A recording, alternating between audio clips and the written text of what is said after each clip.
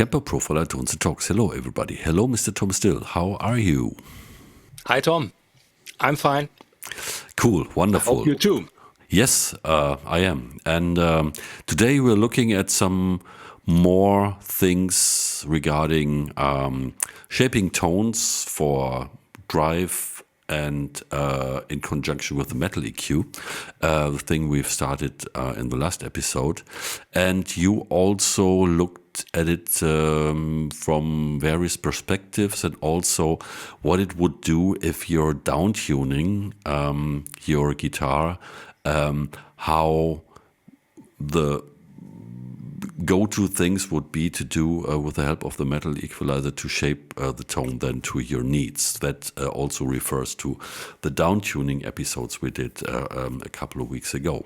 So let's dive right into it. What's the first dish you have on offer for us? So the first dish is low cut. The second dish is then the high cut. And then as a dessert, we have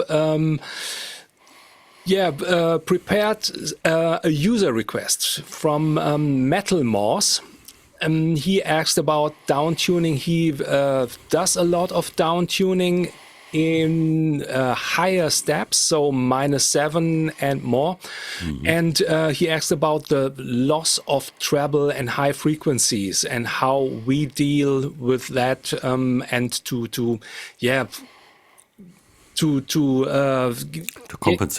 compensate this stuff. Mm-hmm. So I did it take cool, on, very and important. I will show you my version of how to deal with the higher frequencies when down tuning -7. Cool, looking forward to this. So just go ahead. I'm going.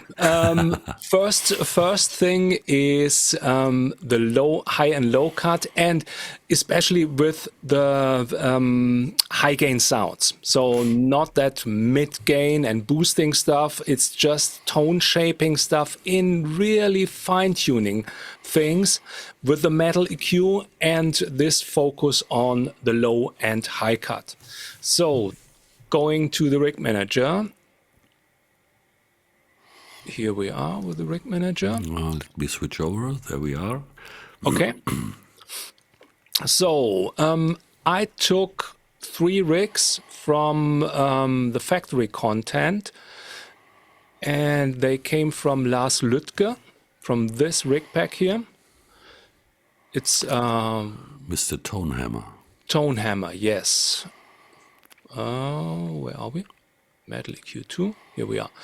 It's PV50, I think 5150, and a Randall.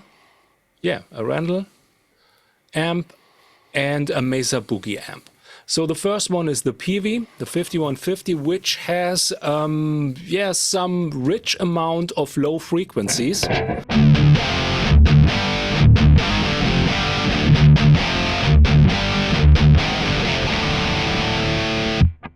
So, and I like to get rid of this really, a bit too much for an arrangement with drums and bass for this guitar sound. We can go up with definition to get a more tighter low end in the amp menu, but today I really like to use the metal EQ, and I've loaded the metal EQ, the default setting. So nothing is on right now, and I'm really focusing on low cut. I will show you some different values of the low cut and how it sounds to that riff, and I will not talk while playing and while adjusting the low cut. So here we go.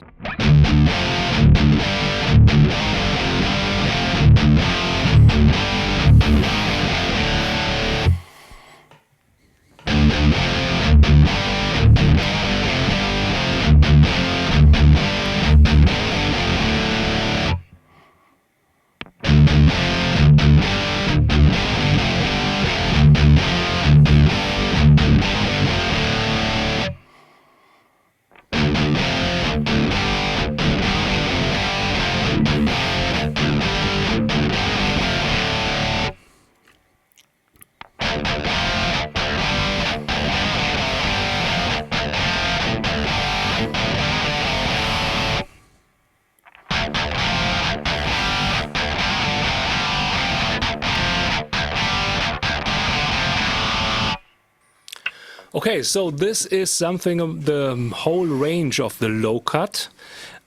As you could hear, from 0 or off to about 200, there is a really fine-tuned low cut, very great and very usable for this situation. So my favorite was at about 160 compared to 0. You hear it on the low notes. And now it's getting tighter. And going more than 200 gets this coctoire tone from the mid frequencies, which are not boosted right now, but with the low cut they come a little bit up front. And it's Kermit the Frog at at maximum, but in this area it's great from 200 to about 3 or 370 to get this slight coctoire tone. And I won't use it in that sound or that rig more than 380 or something like that. So this is the first thing. Just to give you an example how it sounds with about 200 with the metal EQ behind the stack, I will show you. So in front.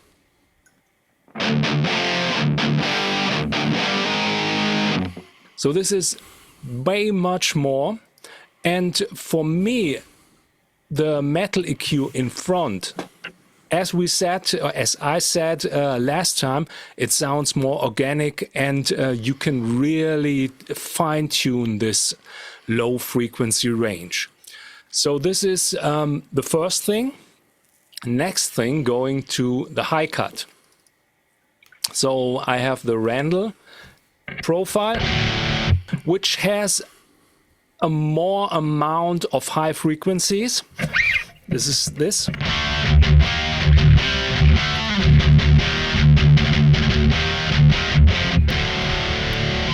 With a low riff plate. So again, I will show you the different values of high cut starting from off.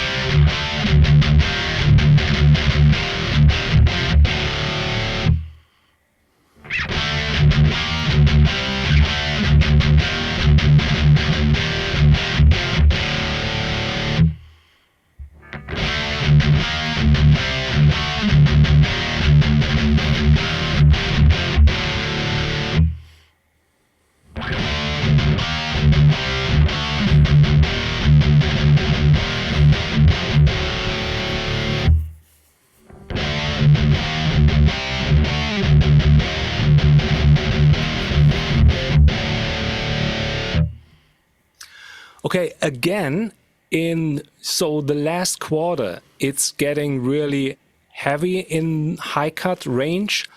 From off to 12 o'clock to 5K, it's fine. It's really very, very fine tunable, the high cut level.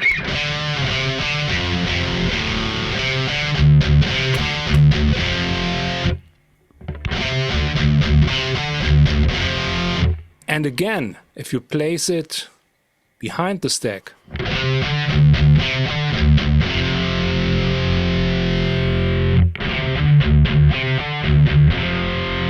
it really cuts more or cuts heavier than in front of the stack.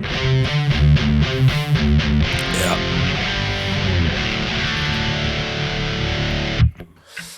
And you will hear that much more when I'm playing some higher notes. So the typical punk rock guitar lead tone.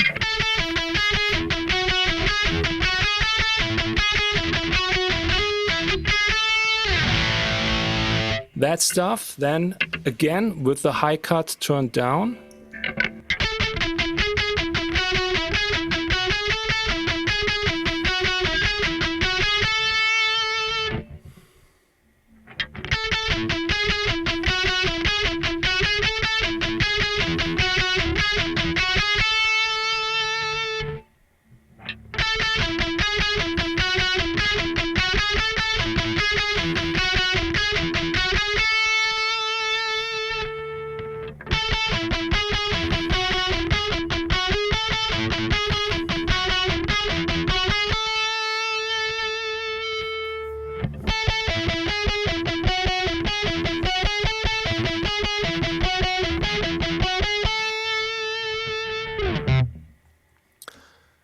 So as you can hear, as you could hear, it's really very organic, very musical style to cut down the high frequencies and cut down the lower frequencies. And you can really fine-tune your tone and tailor it very good to the arrangement or to the needs that you have from frequency range for your high-gain sounds. So this is just these two parameters. Tom, what do you think? Do you have something to add? No, just to confirm, and there you see how, the amp tuning happened between, the Fender tweets in the 50s to what we have now, the Bogners, the Mesas, and everybody else, because that's the thing, the secret sauce, which makes the distortion tone so unique and so tight and so controlled for the more modern amps. And as all this happens before the first distortion stage, even in this digital realm here, that's a proof for, first one, how organic the profiler model handles the incoming, the guitar signal to shape the distortion tone. And when you compare this to how it sounds if you have it after the stack, that would be like when you EQ the guitar after the microphone when it's already on tape or in your DAW. That's a completely different game. Yes. Because before the amp, you are working, organically with this weird moving target of the amp distortion and the tone. And that's incredible how you can tighten up the low end, get into nasty territories with the cocked vase sound, and then, getting from super thin, high end, high notes to pretty thick and fat, high note tones. There you have everything. And that's the secret sauce. And now, with this EQ especially, because he has the low and high cut are so steep, you have pretty cool access to shape your sound. And if you would add then liquid profile, a tone stack to even some of the, because that's a pretty old profile. The Tone Hammer stuff came out, I think, in 2013. That's 12 years ago. Yes, but it sounds good. Yeah, and you can still organically shape it to your taste. That's the unique thing about the Profiler, which still amazes the people big time. And that's amazing. Yeah, so I just want to confirm it's just cool stuff. And the mechanics were known to us, of course, for a long time. But to find that in the metal EQ, we have the perfect tool to really go to town with these is pretty incredible after all these years. Yes, for me it was metal EQ was metal EQ fine-tuned for mid-scoop sounds behind the stack. And you came up with that in front of the stack. And especially if you play these mellow with a tele or a guitar, because this is the Les Paul, the classic Les Paul, with a bitey guitar, you can really get this bitiness get rid of this bitiness, but also have this cut-through frequency already in the tone. So you don't need to fine-tune with the channel EQ in your DAW or your mixing desk.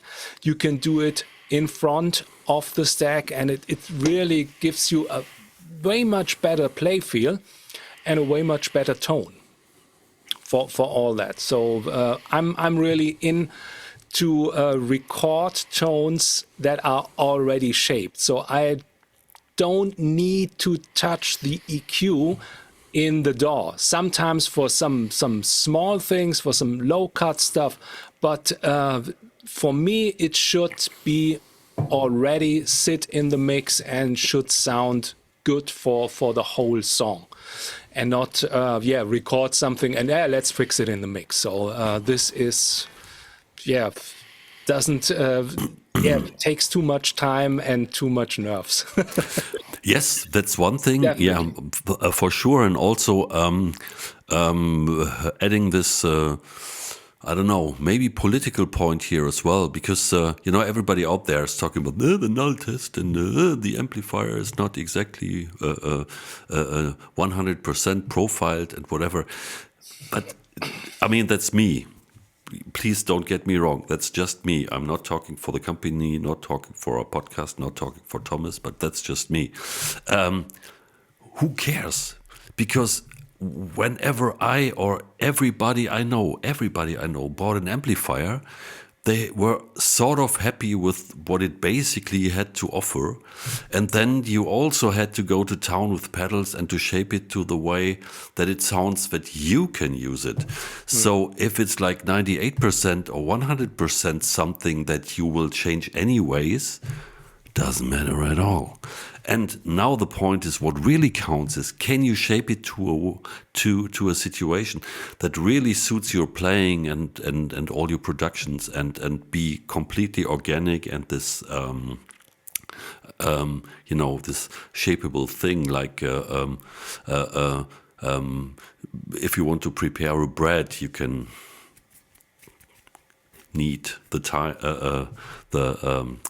flour to make exactly the bread you want. And that's something I can get really passionate about, because that's so unique. And this basically works with every modeler and every other digital guitar amp substitution device out there as well. But in different ways, of course, because everybody has a different machinery, mechanics in there. And please try this out. Just use an EQ in front of the amp and go really to town with the Q factor and the low cut and the high cut, and find out what you can squeeze out of your amp models with that. And that's pretty interesting and really, really creative. So rant over. Thank you. I have something to add. So for me, for me, it's two things. It's two things. Does the sound or the tone feel good when I'm playing? Does it inspire me? First thing. Second thing, does it sound good in the song? Not alone. Nothing does it sound good in the song. And if both are okay, it's fine. And then it doesn't matter if it's the Dumble or the Marshall or the whatever, the profile of a Tom Scholz Rockman. If it's sounding good, it's okay. Yeah. So this thing. Indeed. All right. So Next great topic. that we are over this now, and let's get into the next topic to make it even crazier. Okay, now we are coming to that what you already said about the tone stacks. So I will go over with the rig manager. Let me switch over to there. Yeah. And we take a look at Downtuning -7, the Mesa Boogie amp.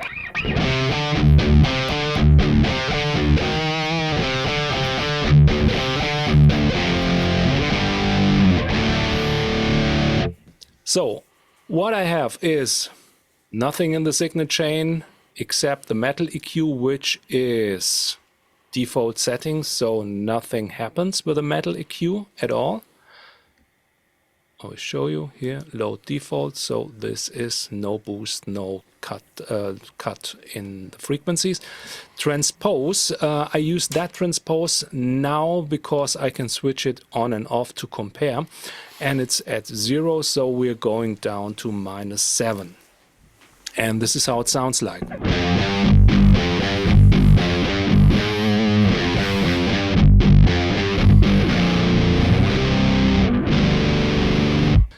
So as you can hear, we are losing high frequencies. And the first thing I'm going to compensate that is definition here. And we have a little bit to compensate because definition is at 5.7. I will show you all that with a morph sound, so we can switch between the original tone and the added tone. So taking definition at 10, we get that.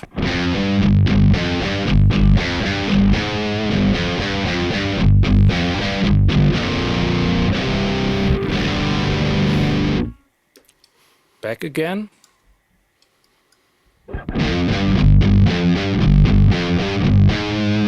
So that helps a bit.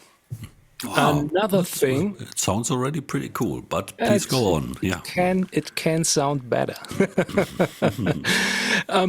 For me, from the feel, so the first thing, does it feel good? It feels a little bit not that good as the original one because of the gain. It can have, for me, for my playing, a little bit more gain. So this is the next thing I'm adding. Let's say to 8.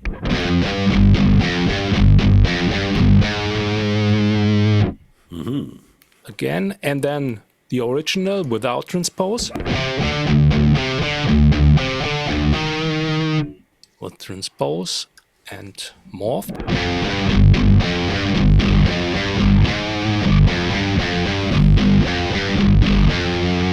So that's pretty fine. The next thing, but it can be a little bit, crisper, sharper, and tighter in the low end.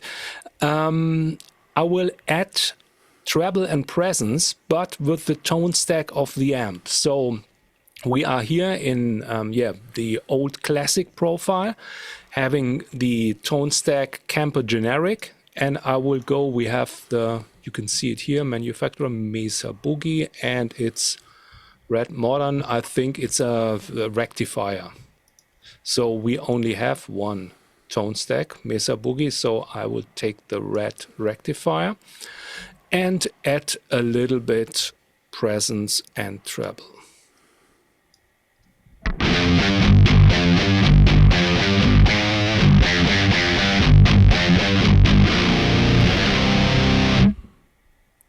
Old one.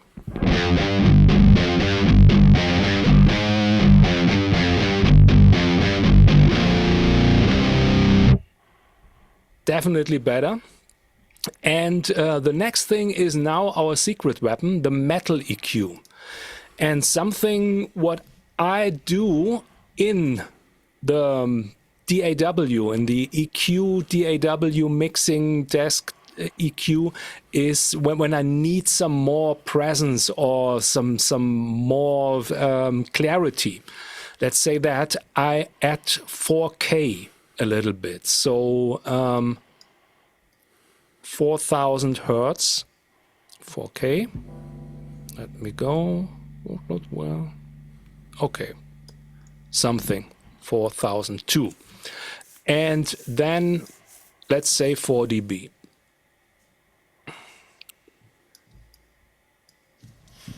And this is how it sounds like.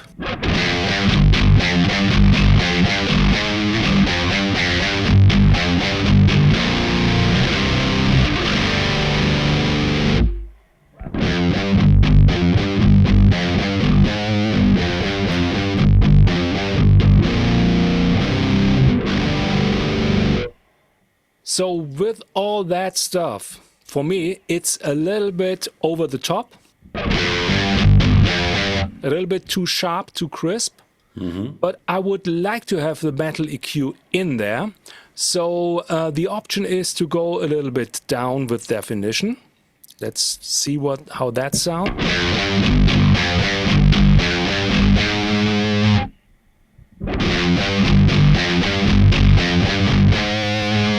More organic, fine for me. Or another option, take the 10 and go back with presence and treble. So wait a minute.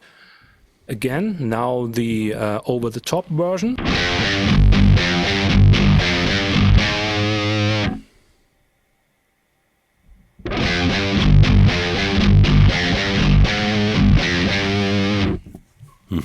I personally prefer what I hear here in my headphone, this version, with definition down, leaving the treble and presence at this 6766.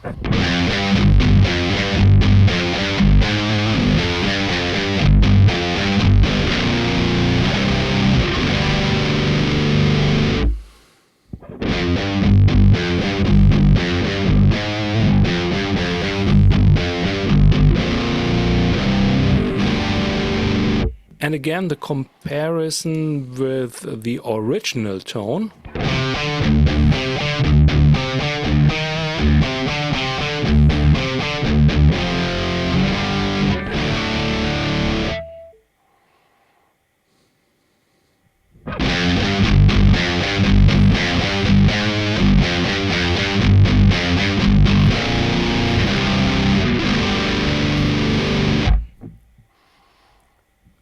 So, this is how I deal with all this downtuning stuff. So you hear the difference when you compare it to normal without transpose and with transpose -7. So something happens, but you can really compensate the higher frequency stuff with definition.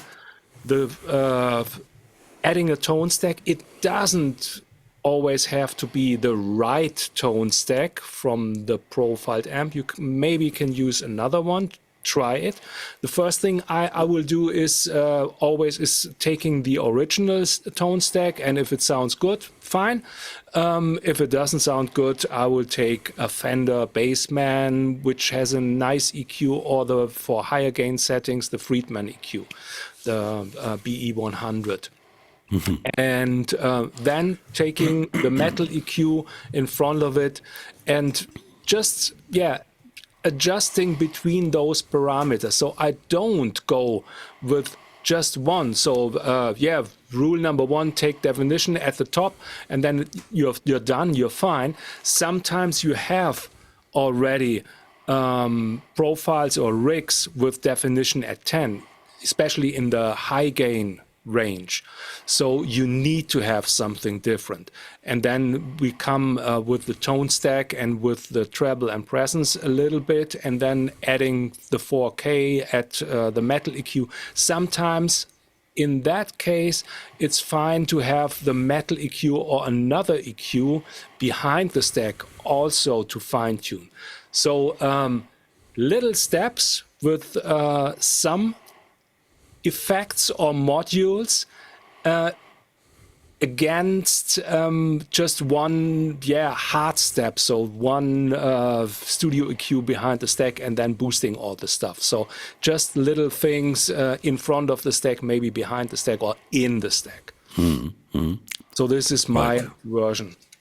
Yeah, I would like to ask you one more thing. Yes, please. If you could look at the metal EQ again, and now you're featuring 4K, yes. if I remember correctly.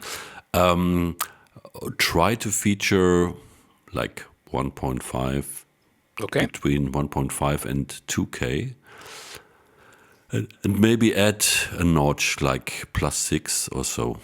Okay, we are here in the definition. Okay. Just keep everything as it is. Yes, and I will change to 1.5. Yeah, or 1, 6, 8, so in between 1, 5, and 2.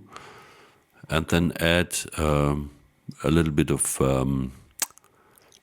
gain for that one. You are now on +3 or so, maybe +2. The middle gain, The mid gain is this one. +4. Do So- it 6, maybe. 6 more. Okay.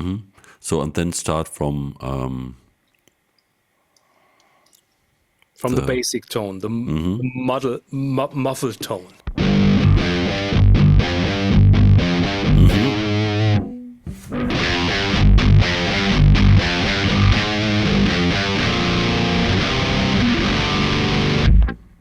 Fine also. and if you change the frequency to 4K again, doesn't matter Yeah. to compare that. Yeah. So we that might makes it. need a little bit more boost on the middle frequency. So yeah, that's then how you where you hit the major pressure point, Yes. and that depends then on the mix. So And it depends on what you're playing. So if Yeah, you're yeah, playing yeah. Right. some higher stuff, you might need to boost a different frequency. It's going Yeah. to rocket science. Yeah, but that's also the beauty because then your playing determines what's happening in terms of frequency and distortion. That's completely different to when you put the EQ behind Yes. the stack, because in front of the stack, your attack really makes a difference, because all this is feeding into the distortion stuff and determining how the distortion reacts and what the tone is and all these things. So that's basically the organic and the natural thing that makes the difference for a player, that you're able to have your thing, have your tone controlling with the fingers. Yes, it's some kind of, we can say, of a dynamic EQ, because the stack, adds a little bit again these frequency stuff, and I really love to have a dynamic EQ, and I'm using it in the DAW just to tame some sharp tones on some leads. Not having this high cut at every level, just having that when the note kicks in, and it's fine. And the same feel that I have when I'm using the metal EQ. So it feels cool, feels dynamic. Yeah, and You have something to add too? yeah, just to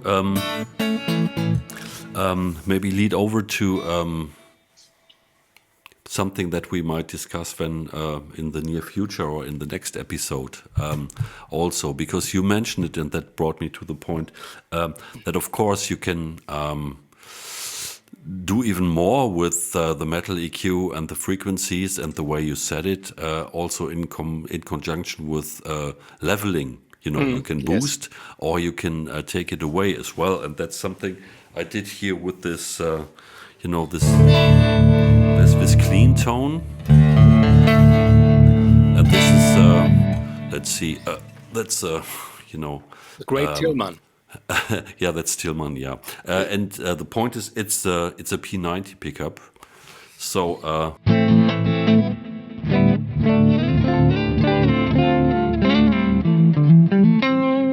and now I have just a morph set up, so it's the same.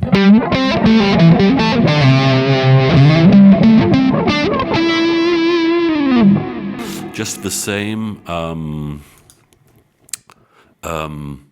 amp, the same settings, just adding a little bit of EQ changing, shaping with the metal EQ, doing the bass cut and the high cut, plus a little bit push in the mids, just like you did. And by just being really ridiculous with the levels, you can go from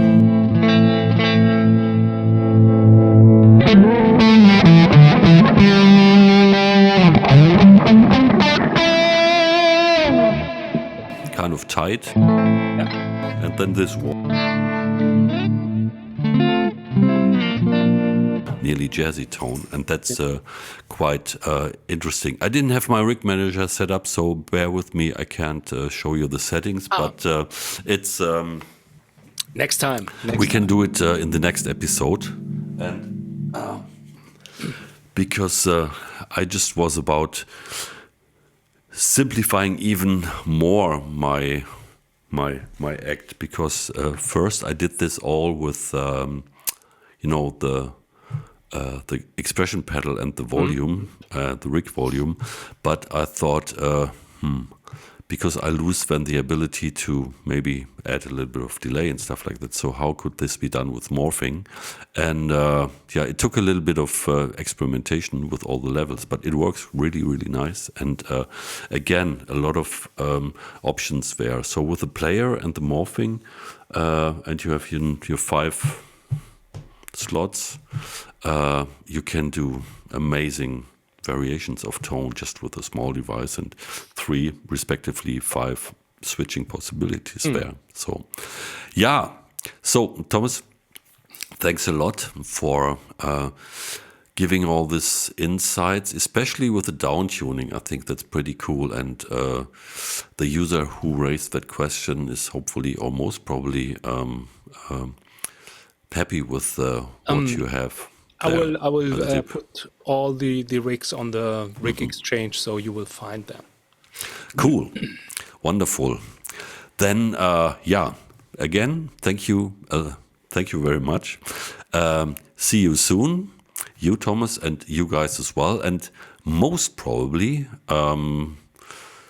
if hell or high water comes, but it wouldn't have an impact, because next episode we will have something cool, a cool evolutionary subject for you from the Kemper guys, and I'm really looking forward to this, and I think you will be happy about that as well. So for this time, try this at home, try this with all your other modelers you have, and profilers and capturers, whatever, and find out how organic the amp models are, and make more music. Thomas, thank you so much, and see you soon. Bye. Bye.